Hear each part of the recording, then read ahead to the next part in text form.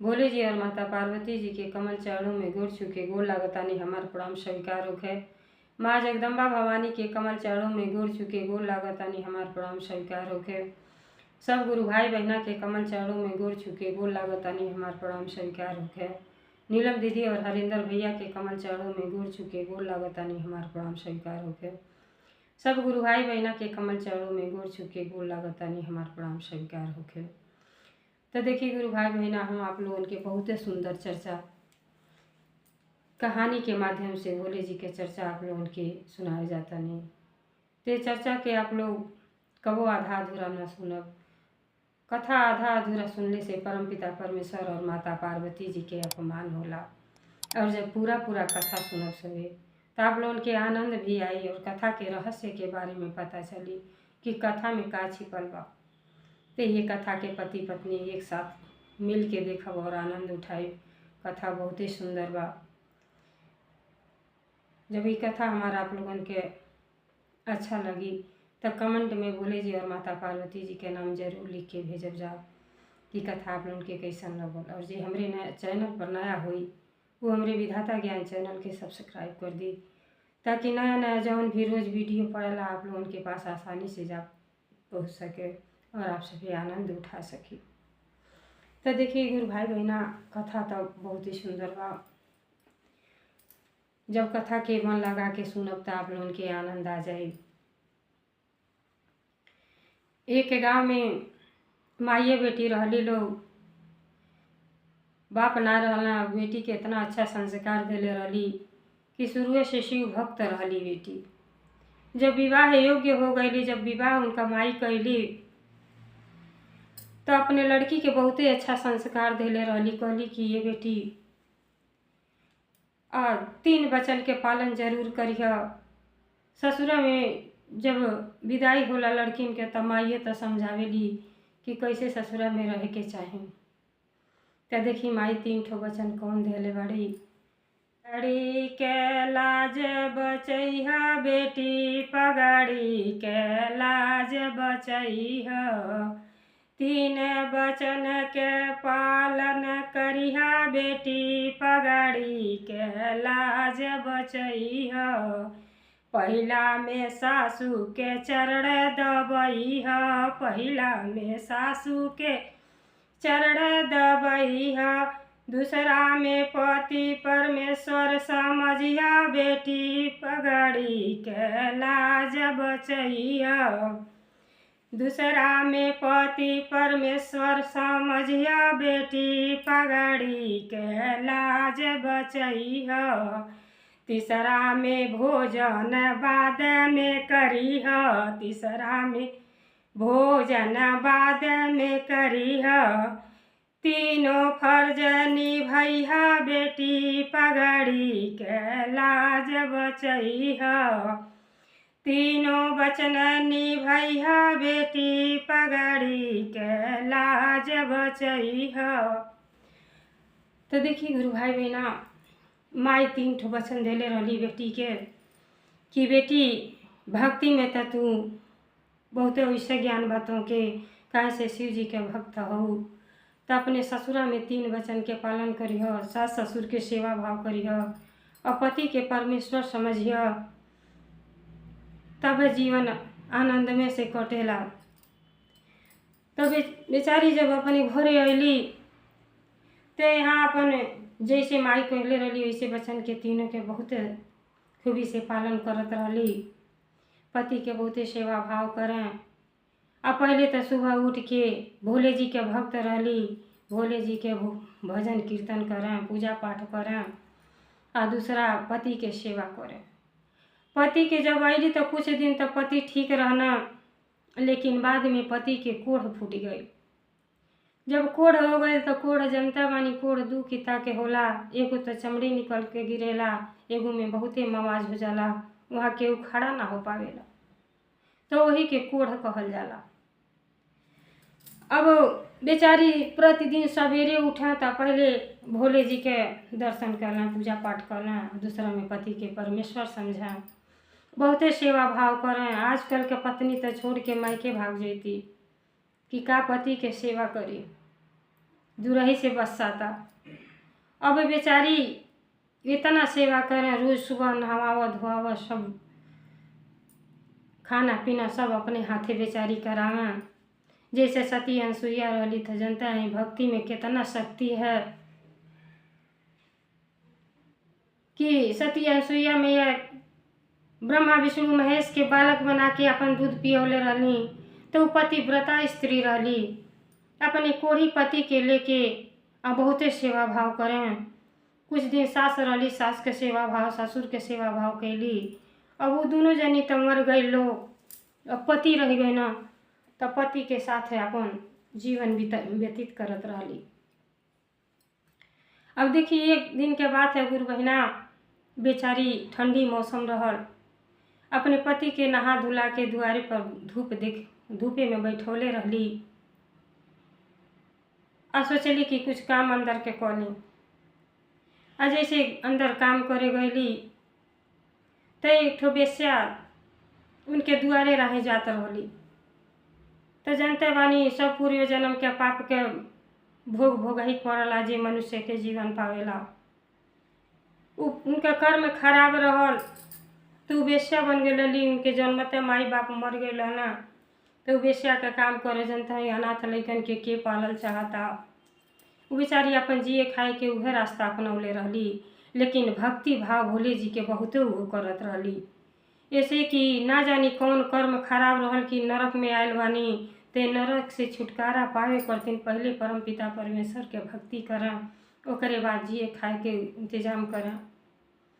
अब वो बेस्या उनके दरवाजे रहे से जात रहली, तो ये जो कोढ़ी रहला, ये जो पतिव्रता स्त्री रहली, इनका पति बाहर बैठल रहना, इनका नज़र वो बेस्या पर पड़ गई और इनका दिल उनके साथे चल गए। अब वही के बारे में सोचे लगना उदास रहे, मन इनका भटक गई। तब पत्नी हमेशा अपने पति के परमेश्वर समझें और हर खुशी चाहें कि भले कोढ़ी बाणे जौन भी चाह रहे इनके हम हर चाह पूरा करो। अब जब लगना निराश रहे तो पत्नी कहली कि अरे रे काहे बहुते उदास लगतानी, चेहरा बहुत कहीं तबीयत नहीं खराब बा। कहला कि देखा पति पत्नी के बीच में कौनो गुप्त बात ना रहे के चाही। तू तो वैसे पतिव्रता स्त्री हो, वैसन स्त्री तो जन्मों जन्म सातों जन्म ले के हो ना पाई, लेकिन हम एक ठो से बात कहल चाहत हई। उ जौन हमरे घर के रास्ते से वो बेस्या जात रही, हमार दिल उनके साथे चल गई बा, हम उनसे मिलल चाहत हैं। पत्नी कहली इतना छोटहन बात, अच्छा आप धैर्य रखी, हम कोशिश करब मिले लेके आपके। अब बेचारी बहुते अच्छा रही। अब रतिये में उठें, 3 बजे राती के उठें और जा बेस्या के घरे उनके झाड़ू पोछा बर्तन सजी कऽ के रतिये में चली आवें। ऐसे करत करत 1 हफ्ता हो गई रहल। अब जब बेस्या रही सोचा कि भगवान के रातिये में आवेला, सब काम करके चल जाला। तो एक दिन नजर कहली आज नजर रखब कि कब के आवता, कब के चल जाता। अब ढूका लगे लगली तो देखा ताड़ी कि पतिव्रता स्त्री है जौन बाटी, इनके पूरे संसार में जस नाम गुणगान करत रह सब कि इतनी अच्छी स्त्री तो दुनिया संसार में केहू ना पाई, कि इतना पति के सेवा करेली, पति के परमेश्वर समझेली।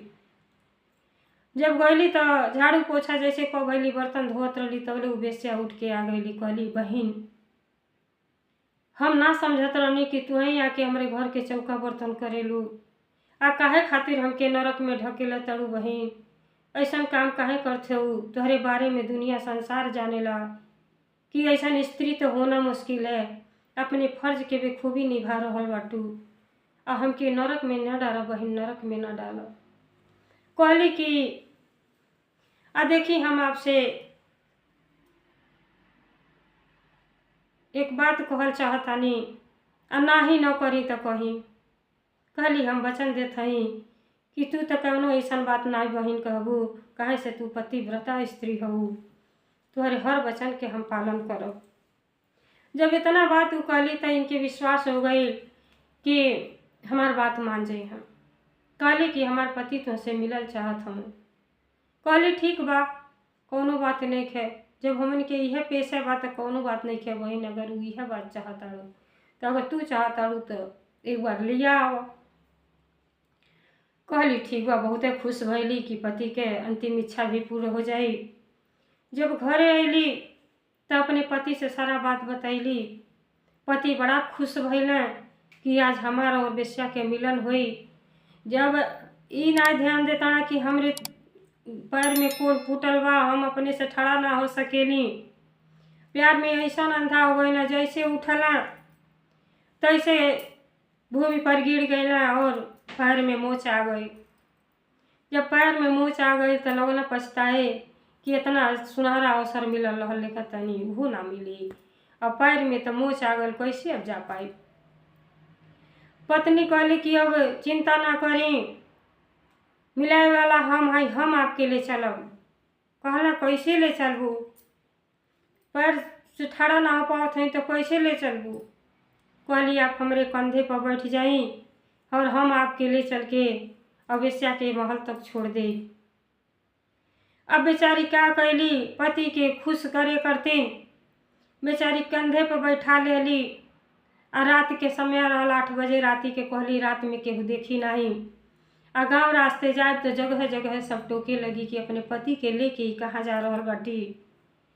अब लेके गांव के बहरे बहरे जंगले जंगले लेके जाए लगली। तो देखी गुरु भाई बहना, जब लेके जंगले रहे जाताड़ी तो एगो राजा के घर में सब चोरी कैले रहना। आ चोरी कोई के बहुते माल लूटले रहना। आ सब कीमती माल लूट के आ वही जंगल में लेके भागत रहना। तब ले राजा के जवन मंत्री रहना सब पीछा कर ले रहना, जवन से सिपाही रहला उनकर। अब चोर सोचला कि अब तो हमन के जान ना बची, अगर पकड़ा जाए तो हमन के राजा मृत्यु दंड दे दी हैं। बस वही जंगल में एगो साधु रहत रहना। उ परम तपस्वी रहना, भोले जी के भक्त रहना। अब भोले जी के भक्त रहना और कुटिया उनको अपन छोट के कुटी बनौले रहना और समाधि पर बैठल रहना बेचारा।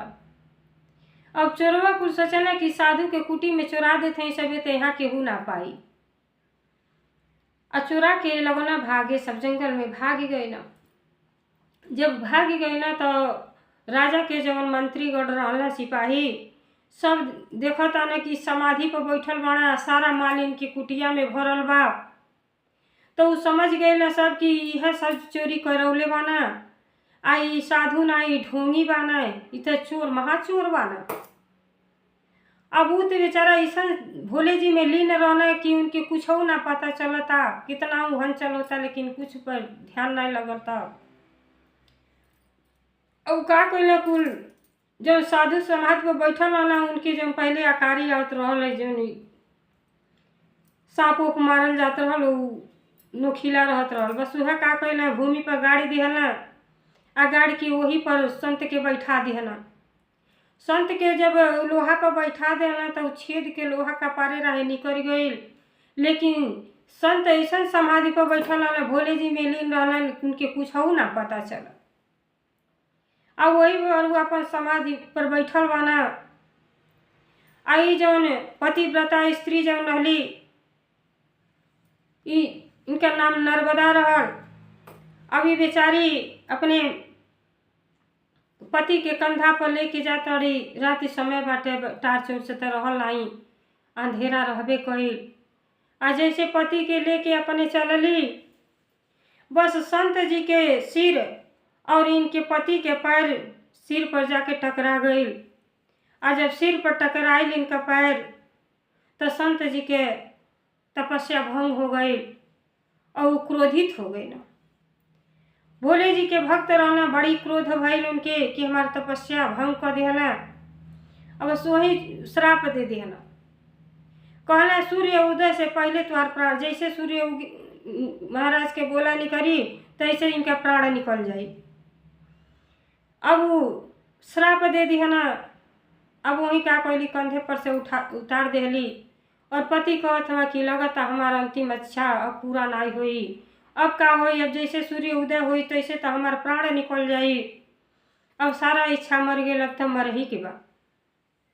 पत्नी कहली कि धैर्य के न छोड़ी, अब है तो पूरा रात बाकी बा। अब बेचारी का कहली, इतना पतिव्रता स्त्री रहली कि अपने भक्ति से भोले जी के भक्ति इतना कैले रहली कि परम पिताजी के भक्त तो रहबे कैली और पति के भी परमेश्वर समझे, बहुते भक्ति भाव कैले रहली, हर वचन के पालन कैले रहली। तो कहली अगर हमरे भक्ति में तनिको खोट नाई बा तो सूर्य भगवान के गोला निकल ही कि ना चाही, हमार सुहाग के अमर रहे के चाही। अब इहो प्रतिज्ञा कर लेली कि सूर्य भगवान के गोला अगर हम सच्चे दिल से भक्ति भर भोले जी के कैले बानी और पति के सेवा कैले बानी, पतिव्रता स्त्री बानी, तो सूर्य भगवान के गोला ना निकले। अब उहे भइल कि सूर्य भगवान के गोला निकलबे ना कइल। 1 हफ्ता बीतल, 2 हफ्ता बीतल, धीरे धीरे 1 महीना हो गई। और जब 1 महीना हो गई तो सब चिंतित हो गए। ब्रह्मा विष्णु महेश तीनों जनी चली अली, कहते हैं कि ए बेटी ऐसा ना कर, ऐसा कैले से हंचन मच जाई, सब त्राही त्राही मचल बाटे। कहली कि अगर ऐसा हम कर देता नहीं तो हमारे पति के प्राण निकल जाई। तो एक पत्नी करतीन पति के महत्व का होला, पिताजी आप जानते बानी। वो अपने भक्ति पर अटल रहली, कहली नहीं सूर्य के गोला नहीं निकली वह सही बा, कम से कम हमारा पति परमेश्वर के जीवित तो देखब। अब सब केहू देवी देवता आके हार गए, सब केहू मनावता कि ये बेटी ऐसा ना करो, तोहरे चलते ही पूरा जन सृष्टि बा सब में हड़पंप मचल बा कि ये सब कर का होई अगर सूर्य भगवान के गोला ना निकली तो। तब देखी पतिव्रता स्त्री सती अनसुईया रहली, अनसुईया मैया आ गईली। कहली बेटी हमार लाज रख, आ तू सूर्य भगवान के उगे के निमंत्रित करा, जैसे तू पतिव्रता स्त्री हो वैसे हम हो पतिव्रता स्त्री है। तू उगे के आदेश तो हम तोरे पति के जिलाए। और जैसे सूर्य के आदेश दिली, जैसे सूर्य भगवान उगले उनके पति के प्राण निकल गई। और सती अनसुईया मैया कहली कि अगर हम सच्चे दिल से अपने पति के अपने परमेश्वर समझ ले, सेवा भाव कैले हैं, अगर हमरे भक्ति में खोट नाई बा तो हमरे बहन के सुहाग के वापस लौटा दी, भोले जी वापस लौटा दी। अब देखी एक पतिव्रता स्त्री के आगे सब देवी देवता हार गए और उनके पति के प्राण फिर आ गए और जीवित हो गए। और जैसे जीवित भैले जवन कोढ़ ओढ़ रहा सारा दुख उनका वहीं दूर हो गई। और जब दूर हो गए तो उनका जितना बुरा आदत रहा सब छूट गई और उनके ज्ञान हो गए कि भक्ति में का शक्ति बा, हमार पत्नी का है। पति के भी अपने इथी में रहे के चाहिए। अगर पति पत्नी के संबंध अच्छा रहेला, खटपट घर में ना रहेला तो घर में लक्ष्मी के वास होला। ये 2 पहिया के गाड़ी है, अगर डगमग डगमग रही तो जीवन कबो ना केहू के कट पाई। प्रेम पूर्वक से निभावे के चाहिए। तो देखिए गुरु भाई बहना, ये कथा के आप लोग ध्यान से सुनो। पति के अपन फर्ज निभावे के चाहिए, पत्नी के भी अपने फर्ज पर अटल रहे के चाहिए कि प्रेम पूर्वक में जौन आनंद है, लक्ष्मी कबो घर से जुदा ना होली, हमेशा वो घर खुशियाँ से भरल रहेला।